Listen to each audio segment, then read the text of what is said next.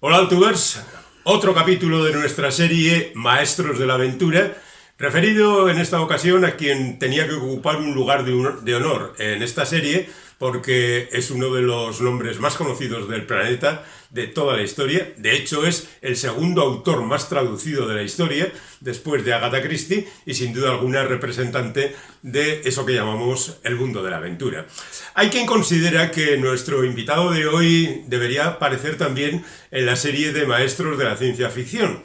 pero debo reconocer que yo me inclino más por incluirlo en esta sección por diferentes motivos. Estamos hablando, obviamente, de Jules Gabriel Verne, para entendernos, Julio Verne. Julio Verne figura como,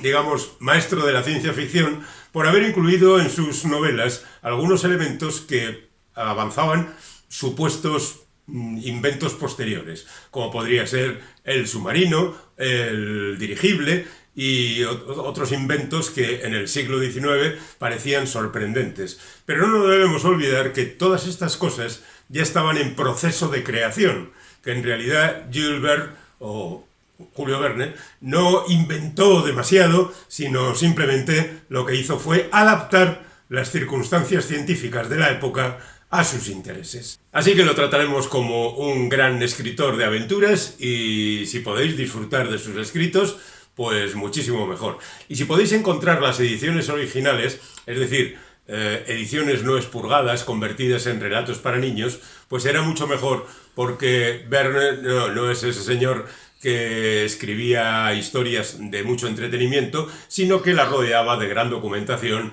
de muchos análisis y también en cierta medida de análisis políticos de la época. En ese sentido, algunos de sus libros son bastante representativos. Digamos que pertenecía a una familia con dinero, que estudió abogacía porque la rama familiar de su padre venía de ese trabajo, pero que no le gustaba demasiado, así que él se fue a vivir la Bohemia a París, conoció a algunos de los grandes de la época, los decimonónicos franceses, entre ellos Alejandro Dumas, le facilitó el estreno de una obra teatral, Las pajas rotas, cuando él tenía 25 años solamente, es decir, que vio en el chaval unas posibilidades de que había allí un buen escritor.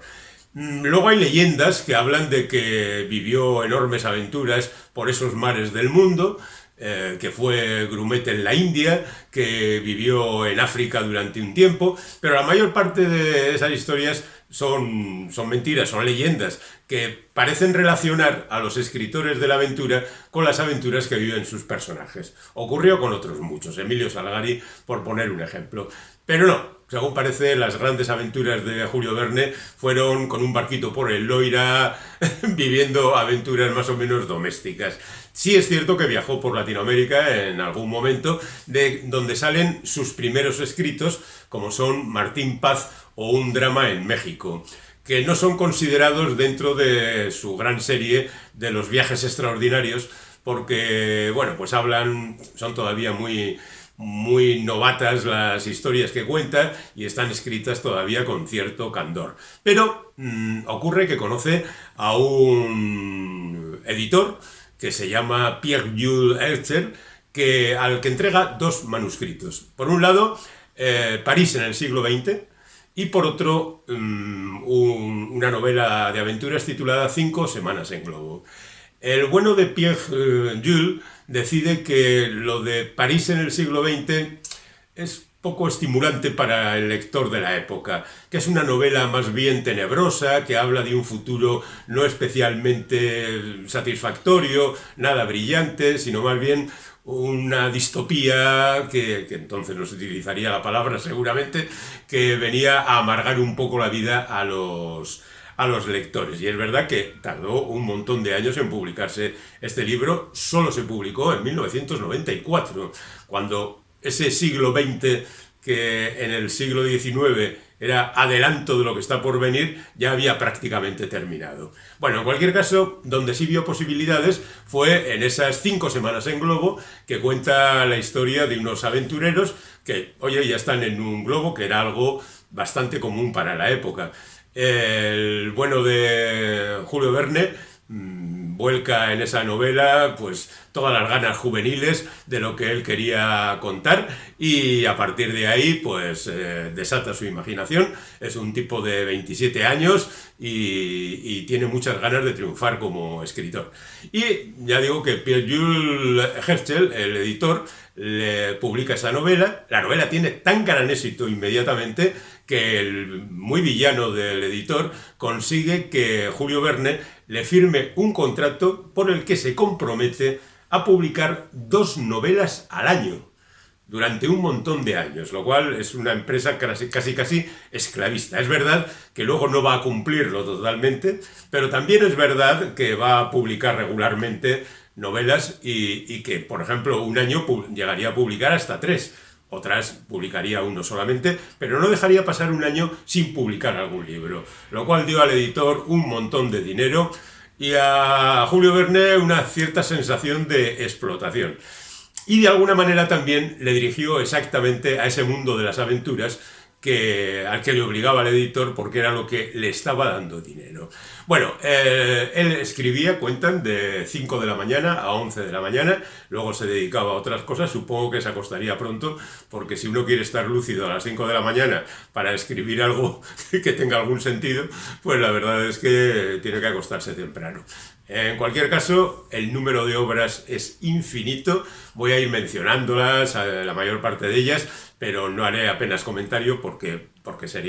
este vídeo duraría 3 horas y tampoco es plan. El segundo de los libros de Julio Verne ya es uno de los grandes títulos de este autor. Es El viaje al centro de la Tierra, una aventura un tanto loca por parte de un profesor que encuentra en un trozo de lava una indicación de cómo llegar al centro de la Tierra por parte de alguien que había recorrido ya ese camino, y allí se va a él con otra gente, entre ellos un guía islandés que es el elemento exótico que a Julio Verne le gustaba incluir siempre en sus películas, y que, bueno, pues entran por un volcán en Islandia, van recorriendo el centro de la Tierra y aparecen en Italia escupidos también por un volcán. Es una historia tremendamente conocida y es la que siempre se suele decir: mira, todo lo que ha escrito Julio Verne se ha cumplido, menos lo del viaje al centro de la Tierra. Bueno, tonterías de este tipo. A continuación publica otra de sus novelas famosas, que es De la Tierra a la Luna. Aquí tampoco podemos decir que Julio Verne haya inventado nada, porque ya desde Luciano de Samosata hasta Cyrano de Bergerac han contado viajes a la Luna, así que tampoco es ninguna novedad. Lo que pasa es que él utiliza un cohete y utiliza unas formas como más científicas para ir a la Luna. La historia tampoco, a mí me parece que no es de las mejores del autor, pero bueno, la verdad es que tiene ese espíritu aventurero que tanto gustaba en sus trabajos. A continuación publica Las aventuras del Capitán Hatteras. También los polos le gustaban mucho a Julio Verne y escribió bastantes de sus novelas ambientados en ese territorio exótico. El Capitán Hatteras es uno de esos personajes que se va a quedar en la memoria de los aficionados, y a continuación ya publica la que yo diría que es su novela más famosa, que es 20.000 leguas de viaje submarino, donde aparece el Nautilus, ese submarino, comandado por el personaje más famoso, sin duda alguna, de la producción de Julio Verne, que es el Capitán Nemo, y que recorre el mundo tratando de acabar con las guerras, y lo hace destruyendo barcos de guerra. Bueno, dicen que la mancha de una mora con otra se quita. El asunto está en que esta es una novela que ya revienta la popularidad de Julio Verne, se convierte en el autor más querido por el público. Las aventuras de 20.000 leguas de viaje submarino, la verdad es que son apasionantes, y lo cierto es que se le ha llevado al cine tiempo más tarde, ya por supuesto en el siglo XX, con gran detalle, y la novela no solo son esas aventuras, sino que repasa muy bien el mundo del fondo del mar, los cultivos que hace Nemo los explica de manera científica. En definitiva, que a una aventura con, digamos, conocimientos más o menos inútiles, más o menos interesantes, de manera muy eficaz. 20.000 leguas de viaje submarino se publica en el año 69 y ya convierte a Julio Verne en el gran escritor famoso, razonablemente rico y sobre todo rico a su editor. Otros títulos de la época que siguen a este, pues Alrededor de la Luna, que es una secuela de la Tierra a la Luna que había publicado unos años antes y que no mejora demasiado el producto original. Una ciudad flotante, que es una historia casi diría más melodramática que aventurera, que transcurre en un enorme barco que ahora la verdad no nos impresionaría en absoluto, pero que en la época lo convertía en una especie de titán de los mares, habitado por gentes que vivían en un mundo, digamos,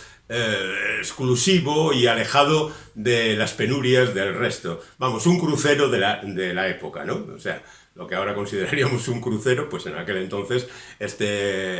una ciudad flotante. Las aventuras de 3 rusos y 3 ingleses en el África Oriental es su siguiente novela. Es algo que enlazaría pues con 5 semanas en globo, aventuras variadas en África, con todos los tópicos de la época, con algunas historias que ahora nos resultarían chirriantes por el tratamiento colonialista que se le da a los personajes y, bueno, pues todas estas historias que rodean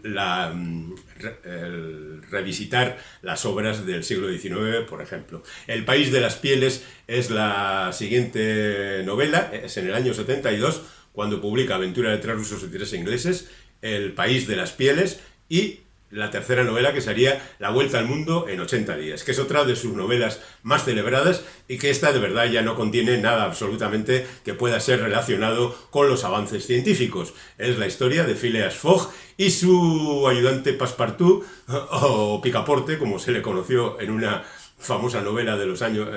película de los años 50, y protagonizada por Cantinflas, y que dan la vuelta al mundo en 80 días por una apuesta que hacen en un club de esos ingleses muy estirados. A la historia de estos personajes se van sumando pues un policía que va siguiendo la pista de un ladrón, una princesa india a la que rescatan de situaciones peligrosas, y así van recorriendo el mundo, llegan a América, les persiguen los indios, bueno, en fin, las aventuras habituales de Phileas Fogg, que después han servido para multitud de tratamientos y que contiene esa sorpresa final de cómo verdaderamente han tardado solamente 80 días en realizar la vuelta al mundo, aunque luego se demostró poco más tarde que se podía realizar en algo menos de tiempo. Bueno, a continuación, otra secuela, La Isla Misteriosa, es en parte secuela, en parte novela original. La historia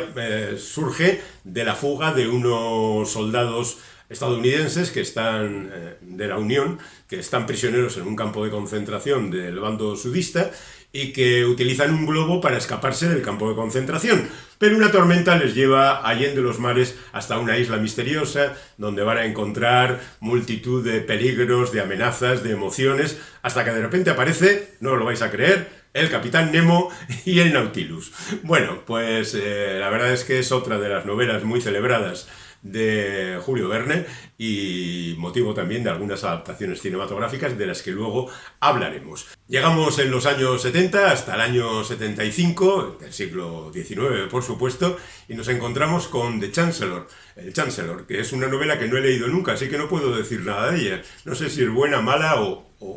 nada, porque no la he leído. Pero sí a la siguiente, que es Miguel Strogoff. Tengo una manía bastante grande a Miguel Strogoff, como novela y como las películas que la han adaptado después. Me parece una novela súper aburrida y las andanzas de este personaje no me resultan nada atractivas. Quizá por aquello de que la solución a la ceguera de Miguel Strogoff no es precisamente científica, ya que estamos hablando de un hombre del que siempre se dijo que era un tipo tirado a la ciencia. Bueno, como sea, a mí no me ha gustado nunca Miguel Strogoff, pero es una novela de aventuras con el correo del zar, luchando en beneficio de la madrecita Rusia y contra los tártaros a los que hay que vencer. Después de esto, Héctor Servadac y Las Indias Negras. Oye, otras 2 novelas que no he leído nunca. Va a resultar que he leído poco Julio Verne. En fin, en cualquier caso, ya podemos seguir con Un capitán de 15 años, que es una aventura más típicamente juvenil, pero que no se diferencia gran cosa del resto de aventuras de marinas de Julio Verne, que eso sí, a él le gustaba mucho el mar, le gustaban mucho los barcos, y de hecho tiene multitud de novelas que hablan de ese mundo. Los 500 millones de la Begun, y las tribulaciones de un chino en China. Esta es una novela que tampoco he leído nunca, pero he visto una película que hicieron sobre ella y me pareció tan absurda, tan tonta, que igual no es culpa de Julio Verne, ¿eh? Pero me pareció una película tan absurda que siempre he tenido cierta manía a este libro y por eso quizá no lo he leído nunca. Bueno, ahí está. La Casa de Vapor es otra novela que enlazaría con aquello de la ciudad flotante y el recorrido marítimo a través de diferentes circunstancias. La Jangada es una aventura latinoamericana que ha tenido cierta fortuna adaptada en México, por ejemplo, para ser llevada al cine, pero que es una de las novelas más desconocidas de Julio Verne y a mí me parece una de las mejores. Es verdad que Julio Verne conocía, como ya hemos dicho antes, algo la realidad latinoamericana, pero aunque no está seguro por qué países recorrió en su momento, pero la verdad es que es una novela repleta de aventuras y de emociones y bueno, pues lo mismo que hacía en África, por ejemplo, pues lo trasladó a Latinoamérica. Escuela de Robinsones es una novela donde unos chavales se encuentran varados en una isla donde van a encontrar, por supuesto, todo tipo de monstruos, de situaciones adversas, de peligros sin fin y ahí están ellos para sacar adelante esta historia. Después de eso, pues tenemos El Rayo Verde, que es una novela que, bueno, nos descubrió a todos esa historia más o menos ideal del rayo verde en el momento en que el sol se pone en el horizonte sobre el mar, ¿no? Y nos hemos pasado la vida justamente persiguiendo el rayo verde. Otra historia de aventuras. Queraban el testarudo, La estrella del sur, que es una novela que relaciona los diamantes de África con las aventuras de los personajes en aquel territorio. El archipiélago en llamas, que es otra novela repleta de historias abracadabrantes, o Matías Andorf, que es, yo diría, de esta etapa su novela más característica. Después de esto hará Un billete de lotería, que es casi una comedia, así que no podemos relacionarla con los grandes viajes, y tenemos Robur el Conquistador, que vendría a ser una secuela de la historia aquella del dirigible, donde Robur y una especie de imitación de 20.000 leguas de viaje submarino, que habla de un tipo que tiene un dirigible con el que quiere acabar con todas las guerras. Bueno, después de eso, Norte contra Sur, que es una novela sobre la guerra civil de Estados Unidos sin mayor trascendencia. 2 años de vacaciones, que es la historia también de unos chavales que se ven atrapados en una isla y tienen que vivir 2 años allí de cualquier manera. Familia sin nombre, que es otra novela de las que yo no he leído. Al repasar la obra de Verne me he dado cuenta de que la verdad me falta mucho por conocer de su trabajo, pero bueno. El secreto de Maston, otra que tampoco conozco, y César Cascabel, que es una novela de aventuras, pero con un gran componente humorístico. No es que Julio Verne fuera un gran humorista, pero bueno, de vez en cuando le daba su telele para hacer ese tipo de cosas que fueran un poquito más divertidas. Y después de esto prácticamente se nos han acabado, digamos, las grandes obras de Julio Verne, pero hay algunas más todavía y sobre todo algunas películas de las que hablar. Mencionando simplemente ya los títulos más representativos de Julio Verne, digamos que Un castillo en los Cárpatos es casi una novela gótica, no tiene nada que ver con el resto de la producción del escritor. Aventuras de un niño irlandés es un libro que leí de niño yo y del que no recuerdo absolutamente nada, eso es seguro. La isla de Hélice es otra de esas novelas aventureras con aparato más o menos científico. La Esfinge de los hielos es una obra curiosa porque de alguna manera trata de continuar las aventuras extraordinarias de Arthur Gordon Pym de Edgar Allan Poe, que como sabéis termina de aquella manera cayéndose por una catarata. Bueno, pues La Esfinge de los hielos es una supuesta continuación, de la misma manera que Las montañas de la locura de Howard Phillips Lovecraft lo es también a su manera. Después de esto tendríamos algunas cosas como Dueño del mundo, que recuerda a Robur el Conquistador, y prácticamente se acaba el trabajo de Julio Verne, digamos, nominalmente lo que publicó en vida. Es verdad que este hombre llegó a vivir hasta 1905, pero sus últimos libros, por otra parte ya muy derivados hacia un cierto escepticismo y menos optimistas que lo que había venido presentando hasta entonces, se quedaron a veces sin terminar de escribir. Por ejemplo, El faro del fin del mundo, El piloto del Danubio, Los náufragos del Jonathan, o la considerada su última gran novela sería la impresionante aventura de la misión Barsac. Todos estos libros, y algunos más, Agencia Thompson y CIA, por ejemplo, serían manipulados por el hijo de Julio Verne.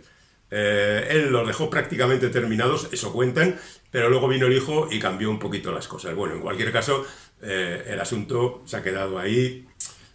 como obras menores siempre y no dentro del corpus más conocido de este buen hombre. Y ahora damos un pequeño repaso a las películas que se han basado en Verne, pequeño, para decir que en 1908 ya se hizo la primera adaptación de una novela de Verne, que fue El viaje a la luna, que hizo Georges Méliès, que encontró en las obras de Verne material fantástico para hacer sus alucinantes películas de la época. El viaje a la luna fue la primera, pero después hizo El viaje a través de lo imposible, hizo 20.000 leguas de viaje submarino y hasta acabó adaptando algunas cosas más sin mencionarlo, pero tendríamos que saltar a otro mago de la época, como es Segundo de Chaumont, que hizo una adaptación del viaje al centro de la Tierra. Y a lo largo de los próximos años, no solamente en el cine mudo, se vendrían haciendo una serie de películas más o menos interesantes, más o menos atractivas, muy coloristas de la época. Pero queremos detenernos en 1954. En ese año es cuando la Disney decide hacer una película de imagen real sobre 20.000 leguas de viaje submarino y encarga a Richard Fleischer hacer la película. Hacen un guión que adapta perfectamente la historia que se quiere contar y se contrata a un elenco de actores bien conocidos de la época. Por una parte está Kirk Douglas, que interpreta a un arponero. Por otra parte está James Mason, que interpreta al mismísimo Capitán Nemo, y tenemos otros secundarios como Peter Lorre, por ejemplo. ¿Qué es lo que se cuenta? Pues como el submarino Nautilus, comandado por el Capitán Nemo, que es un hombre que ha perdido la fe en la humanidad, recorre el mundo tratando de acabar con las guerras, y lo consigue de manera muy penosa. Las historias están llenas de incidencias, de enfrentamientos entre unos personajes que caen al mar y son recogidos por el Nautilus, que son el arponero, un profesor científico, su ayudante, etc. Y por otra parte contiene momentos escalofriantes como la famosa batalla con el calamar gigante,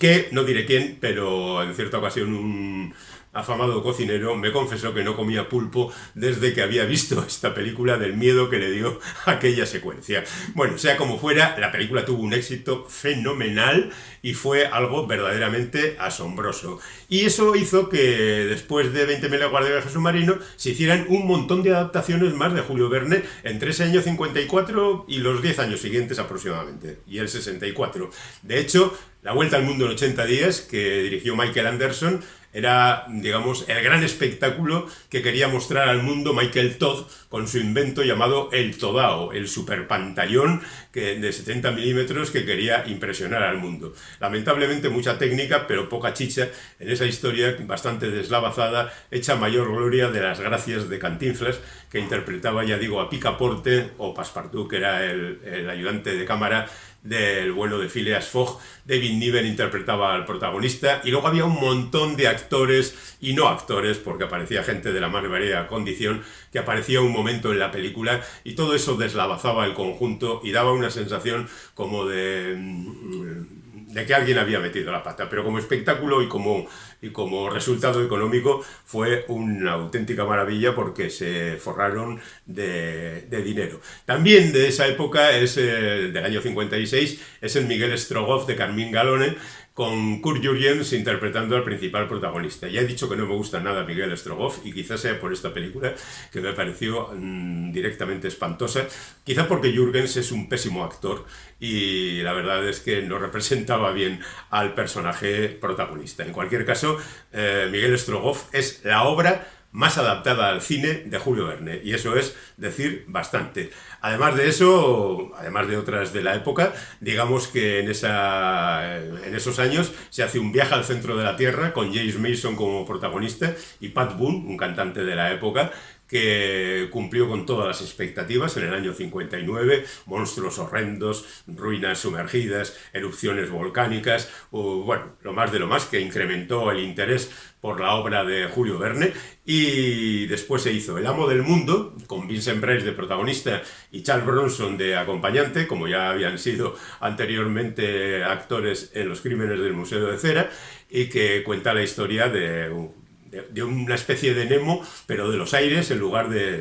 ir en un submarino, que también trata de acabar con la vida de los que quieren guerras. La isla misteriosa, una magnífica adaptación, por cierto, donde el papel de Nemo ya no lo interpreta James Mason, sino que lo hace Herbert Lom, y que, bueno, pues cuenta la historia de esa gente que llega a una isla y se encuentra con bichos indescriptibles y con amenazas terribles. Y otras películas también con esas características son Los hijos del Capitán Grant, con Hayley Mills, que era una estrella juvenil de la época y que fue verdaderamente muy, muy aplaudido, o 5 semanas en globo, con Red Button de protagonista, pero ya a partir del año 64 el interés por las películas que adaptaban las historias de Julio Verne empezó a decaer. Curiosamente, una década más tarde, será el cine español el que recupere esta costumbre de adaptar las novelas de Julio Verne y hará cosas como, por ejemplo, Misterio en la isla de los monstruos, que venía a adaptar Escuela de Robinsones, y el mismísimo Jess Franco hizo alguna aportación por su cuenta. Bardem incluso hizo una versión de La isla misteriosa que la verdad no pasará a la historia, pero que queda ahí como detalle de buena voluntad por parte de este hombre. Y poco más se puede añadir, salvo que hay versiones de 20.000 leguas de viaje submarino o de La vuelta al mundo en 80 días para dar y regalar, que han pasado por todas las televisiones, que se han visto en casi cualquier circunstancia, y que sin duda alguna el nombre de Julio Verne sigue siendo algo muy atractivo para un montón de aficionados que lo relacionan inmediatamente con esas aventuras que a todos nos gustaría vivir, pero que si podemos evitar las inconveniencias que da un viaje de estas características y disfrutarlo en una butaca, pues muchísimo mejor, bien sea leyendo las novelas de Verne, bien sea viendo las películas que las adaptan. Un capítulo más de Maestros de la Aventura, hoy con un auténtico genio.